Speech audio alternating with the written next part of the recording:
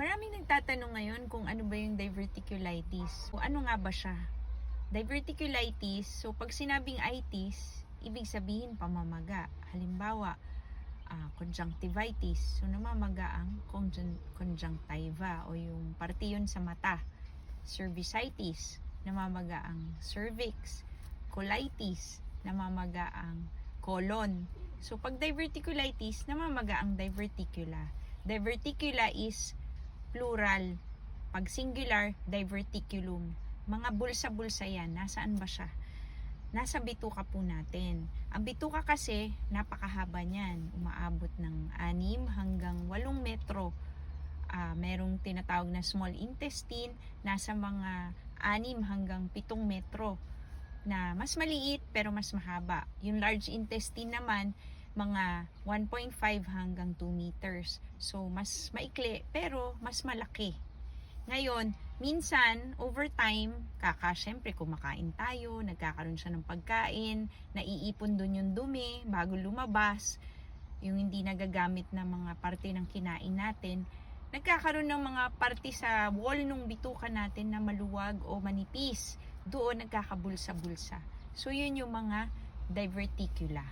Ngayon, pag marami ka ng diverticula or mga bulsa-bulsa sa iyong bituka, tinatawag na meron kang diverticulosis. Delikado ba yun? Minsan hindi naman. Usual siya sa mga may edad 40 pataas. Pero may times din na mamamaga yun. Yun na ang sinasabing diverticulitis. Pag namaga yung mga bulsa-bulsa doon sa bituka. Kahit saang parte doon ng wall ng bituka. At pagka namaga yun, bakit ba mamamaga? Minsan maraming dumi, nai-infect yung dumi, naiipon. So, paano ginagamot yung pamamaga na yun? Gagamutin ng mga gamot din, halimbawa antibiotic para kung may infection, maraming dumi na naipon, may mga bacteria or iba pang mikrobyo.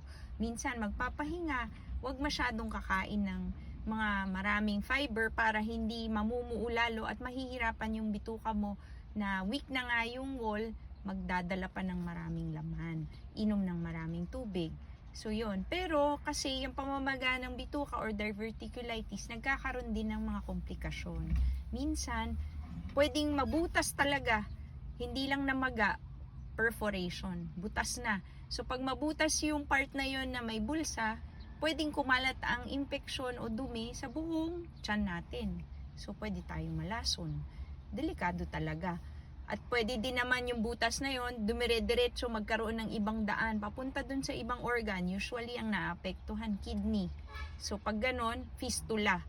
At delikado din kasi masisira o mai-infect din yung ibang bahagi ng katawan natin, ibang organs. Lalo na ang kidney, delikado yun. So minsan nagiging emergency at napakasakit. So anong nangyayari? Kung napakasakit, pwede ding hindi kayanin, tataas ang BP mo. Yung puso mo, mahihirapan. So, delikado din. Medical emergency talaga siya pag namaga. So, kailangan may intervention. Pag malala yung pamamaga at yun na nga, nagkaroon ng mga komplikasyon, pwedeng operahan. So, pag inoperahan naman, anong gagawin? May part minsan puputulin para maalis na lang kaagad-agad yung namamagang parte. At pagdudugtungin naman yung natirang bahagi ng iyong bituka. Resection. Pero minsan din, di na kayang pagdugtungin. So, ang gagawin, gagawa na lang ng butas sa labas ng katawan mo. Doon na lang padadaanin yung dumi kung magkakaroon ka ng dumi sa katawan. So, may colostomy ka. Kasi hindi na kaya na dadaan pa pagdudugtungin at doon sa normal na paraan palalabas yung dumi mo. Mahirap talaga siya kung tutuusin kasi isipin mo, hindi ka pwedeng kumain na ng marami at hindi ka pwedeng kumain ng mga high fiber kasi hindi nga makakadaan dun sa parte ng bituka na namamaga or weak or may butas.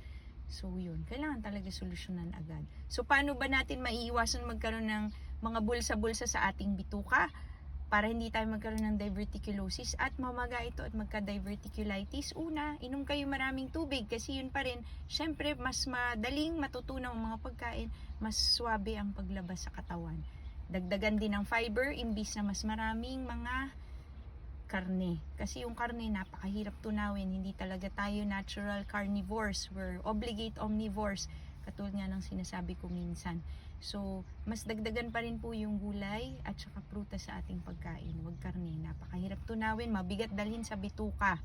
At yung iba din kasi cause ng diverticulosis po ay sobrang paggamit ng mga gamot. Yung usual po, yung mga madalas nating inumin, mga pain reliever, yung mga at iba pang gamot na parang di natin pinapansin, marami tayong naiinom. Nagkakaroon po yan ng side effects sa ating katawan. So, iwasan din po yan.